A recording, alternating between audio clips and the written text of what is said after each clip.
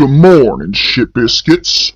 Alright, I'll be the first to admit, I don't really give a shit what age demographic watches my videos, cause quite frankly, it's not my responsibility to look after that shit.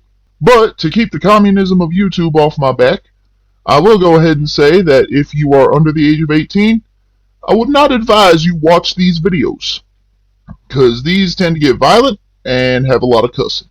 Again, I personally don't give a fuck. But at the same time, I'm not about to leave myself open for an attack. So, 18 or older, you're cool. Under that, I wouldn't recommend it. Alright, ladies and gentlemen.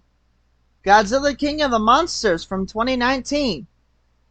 Still would have looked better, much better in fact, with the 2014 design of Godzilla, but too late to change that now. At any rate, this video was one of the few that actually needed to be re-uploaded because, let's be honest, the editing was fucked up on this one badly. So yeah, we're gonna go ahead and get this done, and then we're gonna move on to Godzilla vs. Kong. See you soon. The cinematic universe. In modern times, we find ourselves in a situation where a lot of different franchises are trying to mimic Marvel's success, including but not limited to Godzilla. How exactly did this work out for the Monsterverse? Well, okay, the movie's great, but it really needs some work. Alrighty then, Noah. Are you ready to cover the next installment in the Monsterverse? Godzilla, King of the Monsters.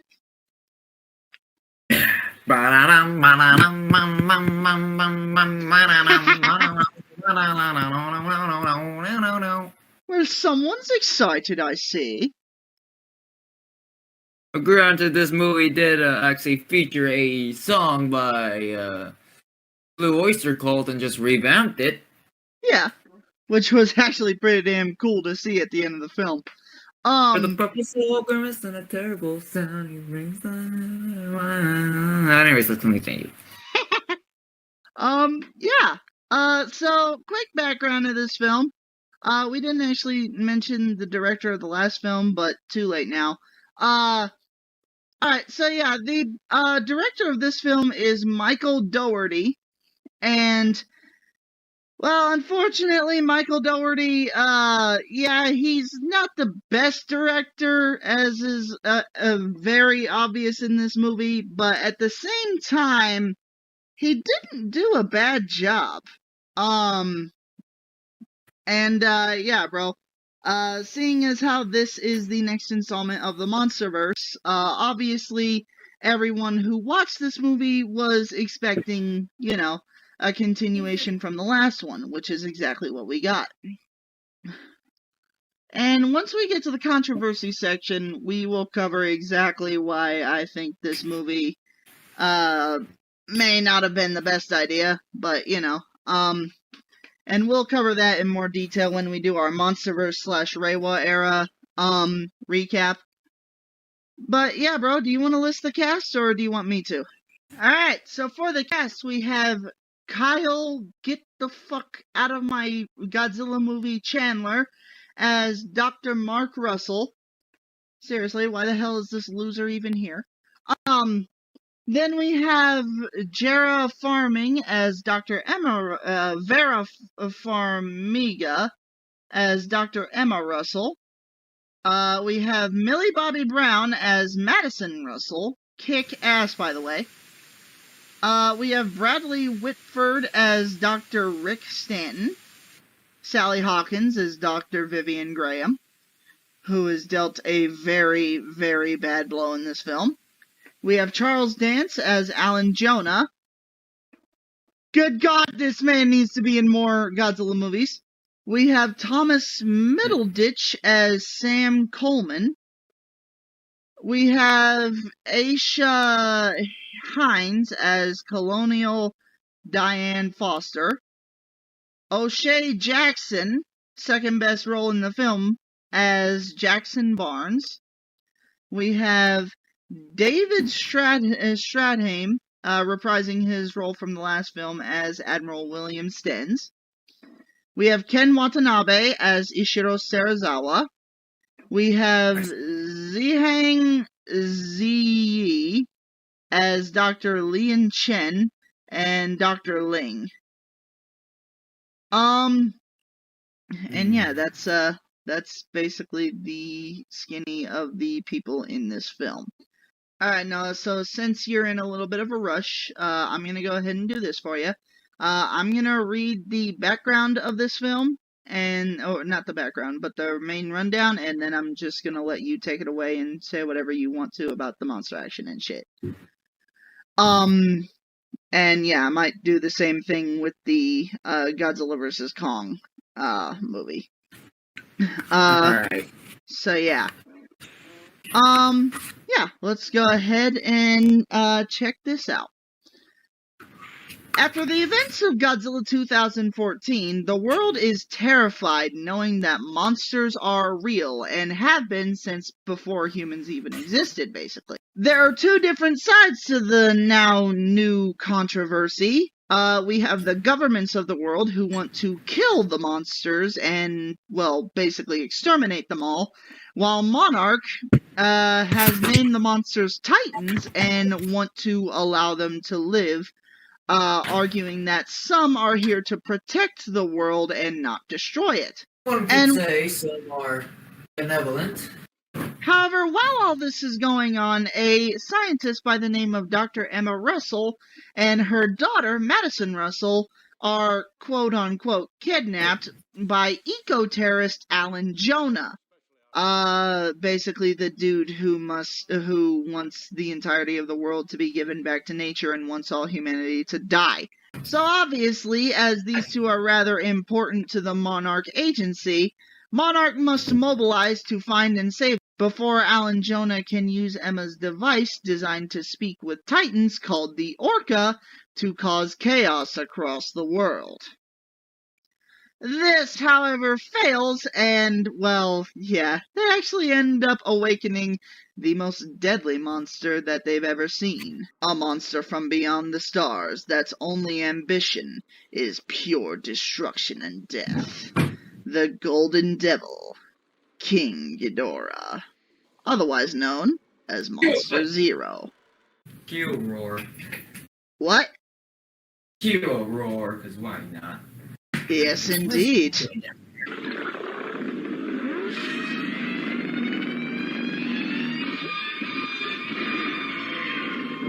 And now the mission is clear.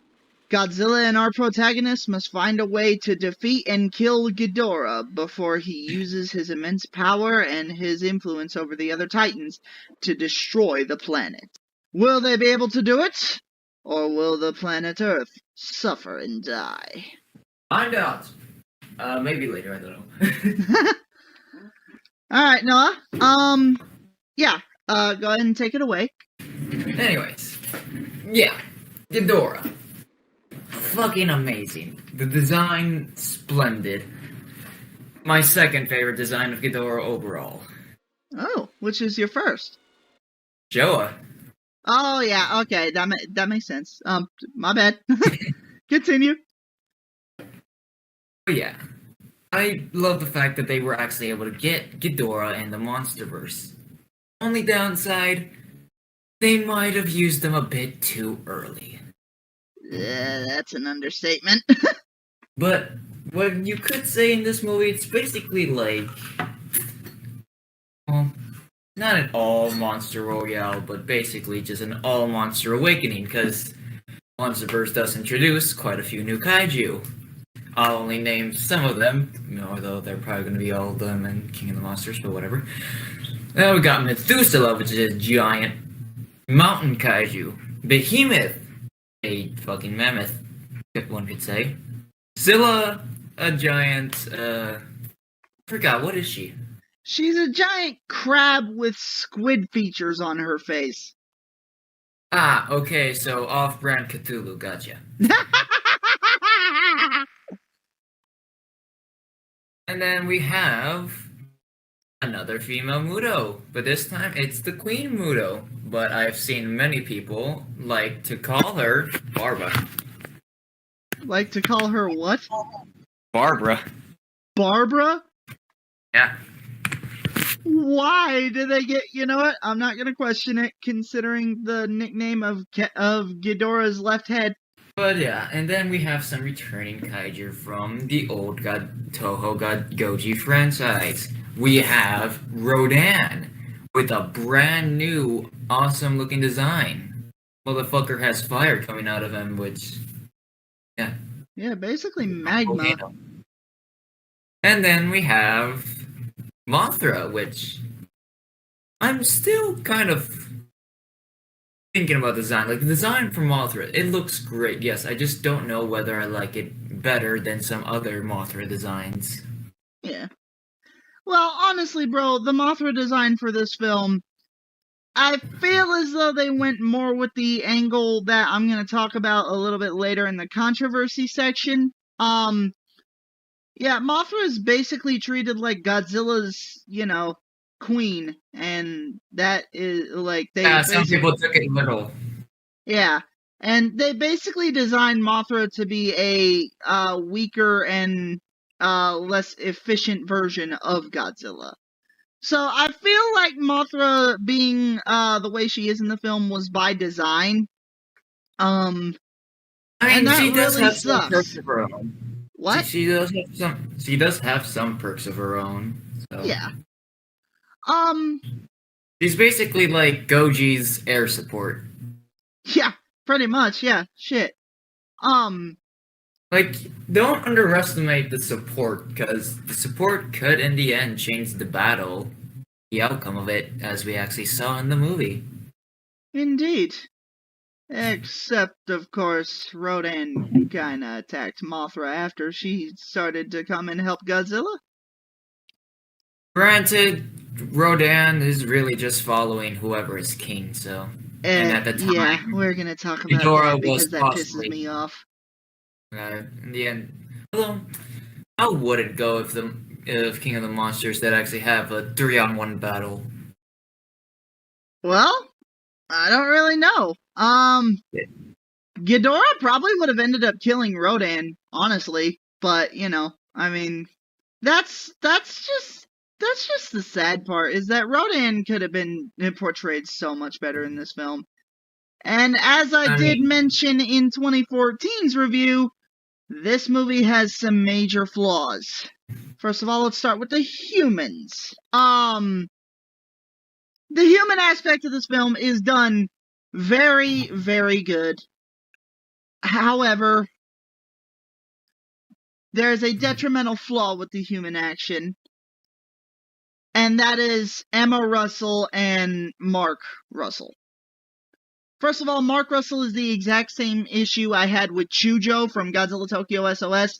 He's unlikable, he's boring, and he's just a flat-out waste of time in this movie. I hate him, and honestly, I hate how much screen time he got, because this dude just doesn't belong.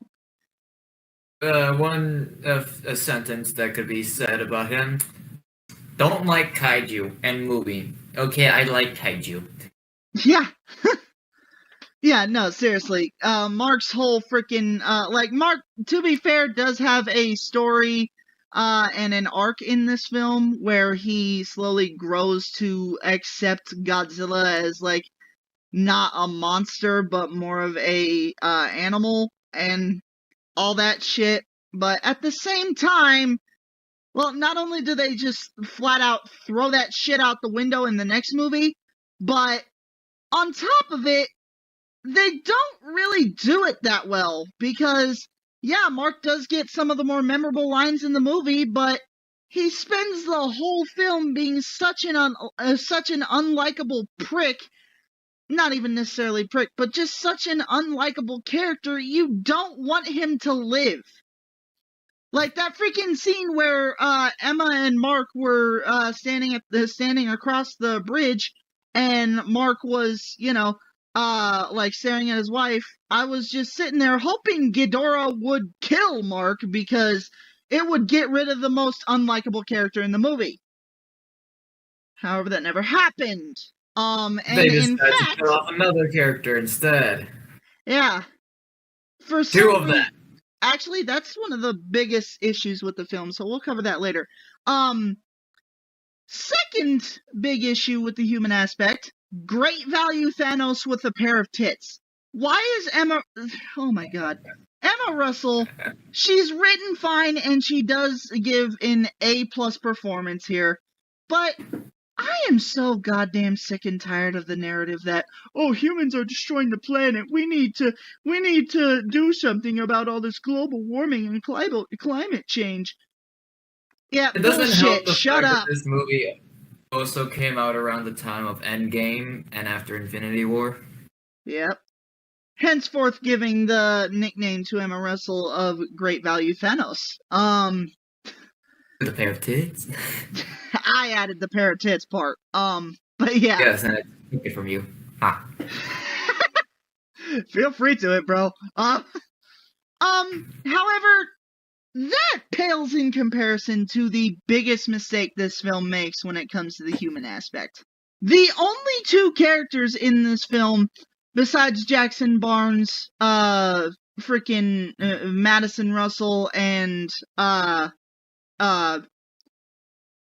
Alan Jonah, besides those three, the only two likable characters and the only two characters that are interesting to watch, Dr. Sarazawa and Vivian Graham, they are both killed in this movie, and it's just, oh my god. Dr. Graham is basically murdered in the most unceremonious way possible. She's trying to escape Ghidorah, and then he just snaps like a snake and freaking, like, swallows her.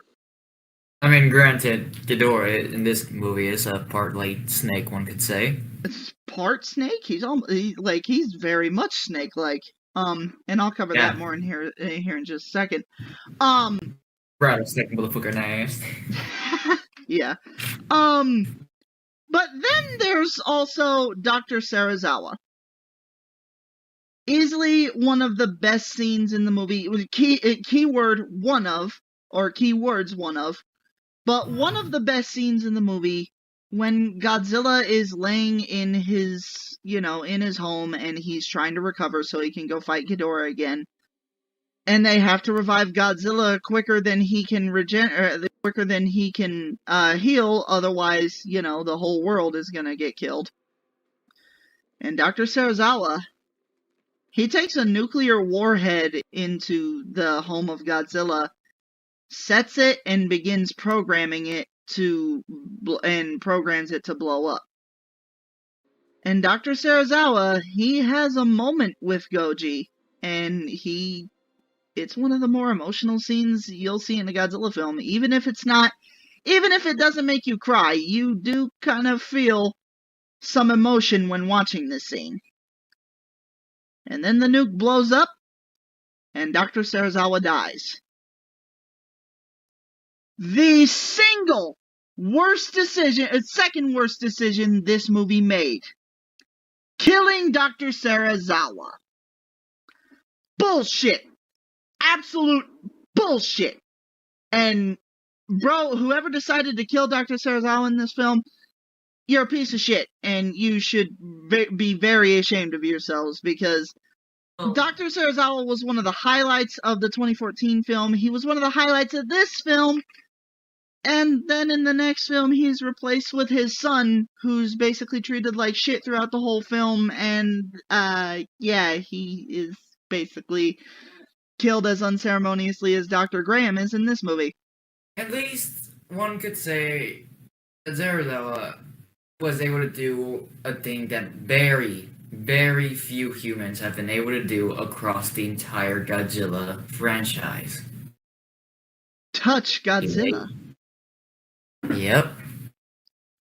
And yeah, man, I'm gonna be honest, even though that was one of the better shot scenes of the movie, I still hate it because Dr. Sarazawa had so much potential for future roles in the MonsterVerse, and he's just dead now. I mean, we can't bring him back.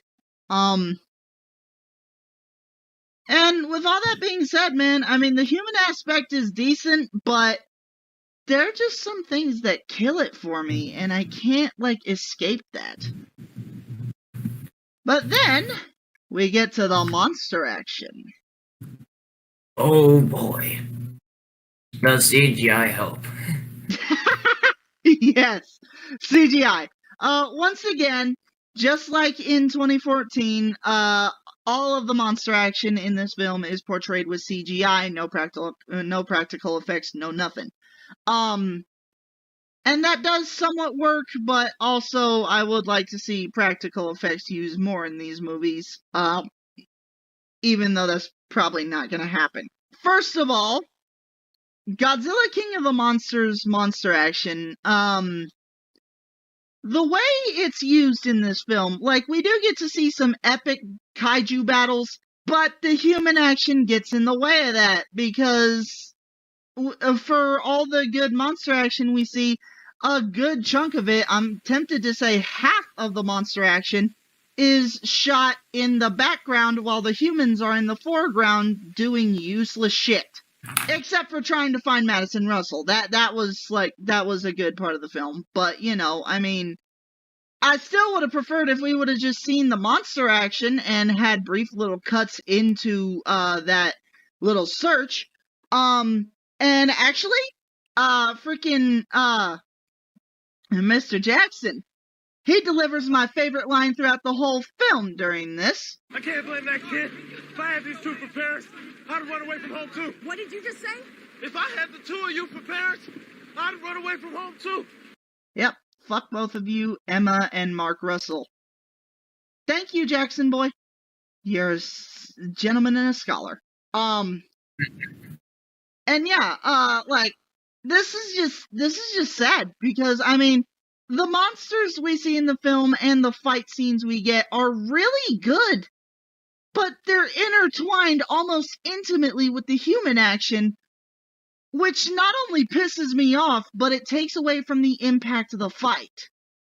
And it's like, guys, we're here to watch giant monsters fuck shit up in a massive battle. We're not here to watch Dum Dum and Bitch Girl try to find their daughter. Hey, man, I'm gonna have to stop you here for now. I actually have to go now. And unfortunately, Noah has to leave now. Yeah, he's gone. Don't worry, Noah will get another chance to take a look at this film later. However, let's talk about the monster designs.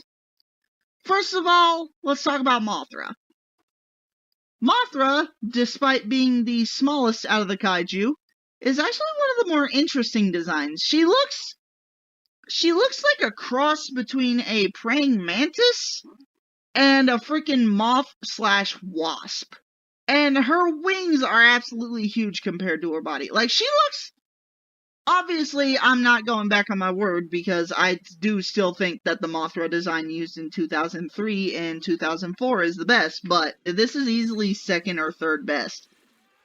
Mothra in this film is just, despite the fact that she is a support player, she's still a pretty damn good designed and used monster. We'll talk more about her in the controversy section, though. And then next is Rodan.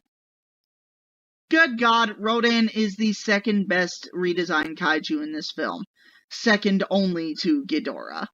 Rodan in this film he looks cool, but he's portrayed horribly. First of all, his design. Basically, he looks like a cross between a eagle and a pteranodon, from, prehistoric times and shit like that. He has a big, robust build, and his upper body is muscular, whereas his lower body is less so muscular, but it's also still got some beef to it. And honestly, I think that was one of the cooler aspects of Rodan in this film, because I like the fact that they portray Rodan as sort of like a warrior of the skies, and he is built perfectly for that. And not only that, but his body is weird as hell, but so damn cool. Like, he literally has magma, or like a fiery substance, leaking out of his wings, which not only gives him an air of menace, but it also hints to the fact that Rodan's blood. Rodan, the fire demon, well, he lives up to his name.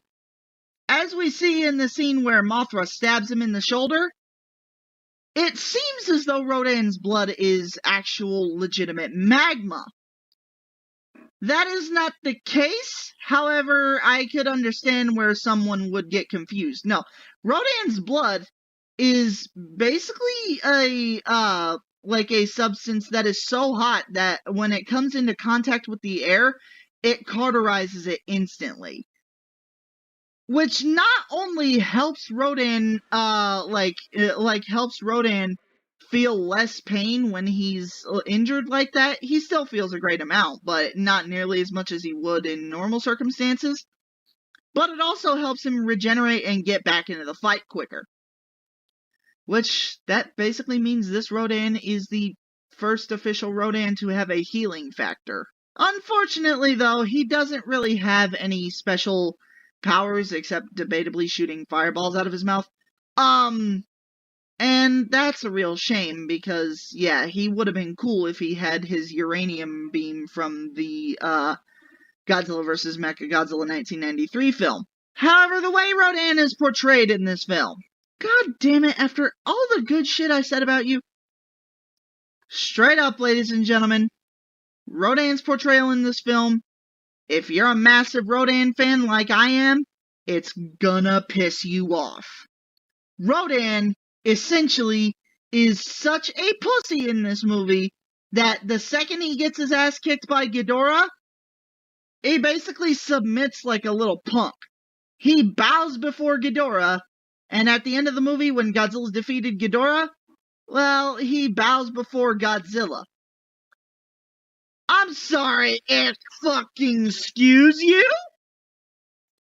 So, you're telling me that one of the most iconic Godzilla characters of all time, Rodan, the King of the Skies, is such a punk-ass little bitch that not only does he submit to Ghidorah after Ghidorah beat him in a fight, but then after Godzilla kills Ghidorah,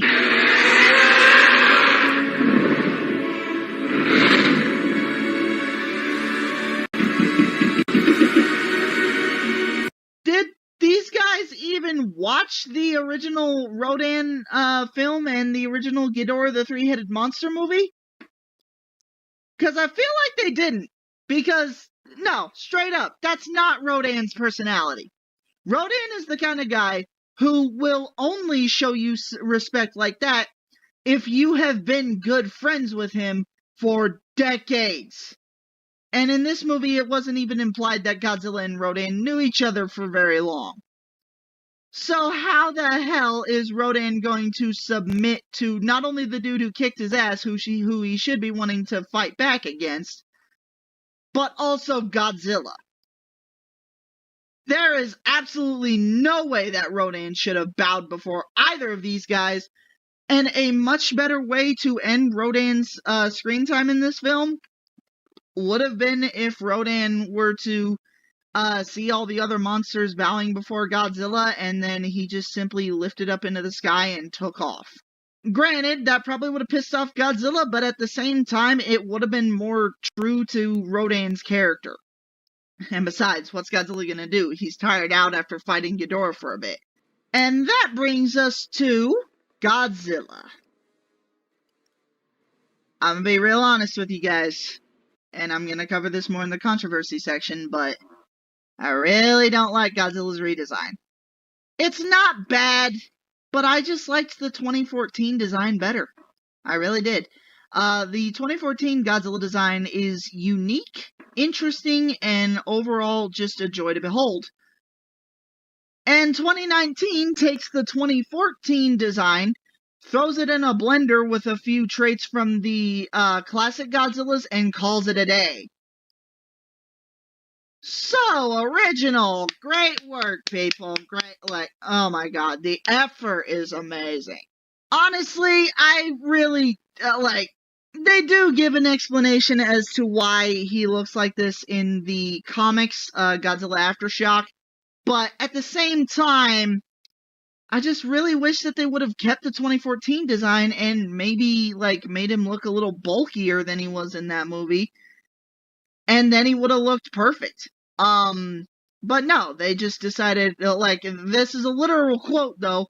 The director, Mike Dougherty, he took the 2014 design, copy and pasted the 1954 dorsal plates onto his back and said, I want that. Dude, like, why would you take the 2014 design, which was amazing and kick-ass, and change it so drastically that it just feels like the classic Godzilla it just feels like the classic Godzilla just portrayed through CG. I get it, I'm in the minority here, and a lot of people do like the 2019 redesign. I just don't, because I think the 2014 design was far superior. And before any of you smartasses say in the comment section, oh, well, let's prove who's better, who would win in a fight. They're the exact same Godzilla, but 2019 is 5 years in the future. Who do you think is gonna win, you jackass? However, we now get all of that out the way, and we get to the single greatest part of this movie. Noah says that this is his second favorite Ghidorah design. I happen to disagree, but not by a lot. This is my single favorite design for the Golden Devil. King Ghidorah in this movie is amazing. I love this man in this movie, and Ghidorah just, oh my god. This man is a freaking, like, I don't know how to describe him. He's a mixture between multiple different snakes. Basically, if we really want to compare him to classic Ghidorahs, he does take elements from the Heisei Ghidorah with the serpent-like necks, just much more prominent this time. And not only that, but his, whereas most Ghidorahs in the past, their bodies didn't look like they were really designed for flight. This Ghidorah, he looks like not only can he fly and do it efficiently, but he looks like his body is slender enough to be a freaking ninja in the air. Obviously he's not because of his mass, but this thing genuinely looks like a dragon from, like, Middle Earth or some shit like that, just much more evil and demonic. And is it just me, or did he just rattle his tails like rattlesnakes? Like, this man is amazing! And I'll be completely honest with you guys, I don't think that MonsterVerse Ghidorah is the strongest version of Ghidorah, but I can't really find one outside of the comics or the novels that are stronger than him, because straight up, Godzilla needs to use critical mass to kill him. Yes, that's right, ladies and gentlemen, Godzilla uses his burning state in this form, affectionately known as Burning Godzilla. And he straight up murks Ghidorah in under a minute. And honestly, I kind of feel bad for Ghidorah here, but at the same time, he is the three-headed devil, and he was planning to destroy the world, and he had a bunch of fun killing people, too. But just the fact that Godzilla had to go into his critical mass state to kill this version of Ghidorah is astounding to me, and I think that that is a testament to this particular Ghidorah's level of strength. But yeah, other than that, there's really nothing else to say about the monster action. Which in turn leads me to cover the controversial items on this film. First of all, like I said, Godzilla's design. Everyone and their mother says that this Godzilla design is better than the 2014 design. And I disagree heavily, because, yeah, I get it. This design puts a lot more of the original Godzilla's, classic design choices in, but that just makes this Godzilla feel like a recycled version of the old characters, and it just doesn't feel that good. he does make up for his flaws in the way he fights and the way he acts and all that shit, but at the same time, it just really doesn't work. And it works, but I just would have preferred 2014 because, like I said, 2014 just feels like a superior design. And I'll be real honest, man. Freaking Godzilla in this film, I feel like he could have been swapped out with the Heisei version of Godzilla and nobody would have noticed. But that little controversy pales in comparison to the main controversy of this film. Godzilla and Mothra are implied to have a romantic relationship. Yeah. That I get it. Like, some people may have liked this, but the majority of people, or at least the majority of people who count, didn't. Because Godzilla and Mothra, they work well as a team, but they're not anywhere near the level of, being boy and girlfriend. And that's just weird to think about. And the first time I heard of this controversy getting, out there, I genuinely had to throw up, because it's like, what the hell, man? Why are you gonna have the king of the monsters having sex with a moth? That being said, though, this movie does still have its high points and its low points. And despite its low points, I really don't think this movie is a bad movie. But the worst part about it is the simple fact that, like Noah said earlier, this was a film that should have been released later in the MonsterVerse, not as early as it was. Because this movie, flat out, man, it does a lot of shit that feels like this should have been like a film akin to The Avengers and shit. And we're gonna cover that more when we talk about the MonsterVerse and Reiwa era recap. By the way, that video is gonna be a long video, so just strap yourselves in for that. But yeah, with all that being said, I'm gonna be honest with you guys, in terms of people I would recommend this film to, obviously hardcore Godzilla fans. That's not anything that I'm gonna, deny or anything. Hardcore Godzilla fans are going to love this movie, even if some of the action scenes are less than ideal. And the majority of this film just feels like it would be a excellent, superhero team-up sort of plot. But, it's Godzilla, so that doesn't really fit the narrative. Other than Godzilla fans, though, I would say sci-fi fans, as well as action movie fans, and believe it or not, wildlife conservation fans, because straight up, this movie treats the monsters as though they're like living, breathing animals, except for Ghidorah and Rodan. That's still just depressing. But yeah, guys, with all that being said, those are the people I would recommend this film to, and I really got nothing else to say other than this film should have been done better, and it should have been released later than it was. So yeah, I mean, that's gonna be it. I will see you all in the next video, where we take a look at the rematch of the century.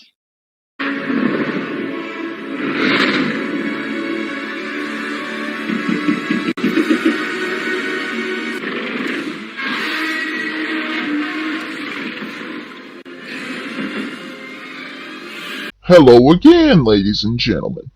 Just a quick reminder before the end of the video, I would like to ask y'all to like, comment, and subscribe if you want to see more videos like this. And if you'd be so inclined, I would not mind it if y'all would share this video with anyone you deem fit. But with that being said, that's everything we have for today, and have a good one.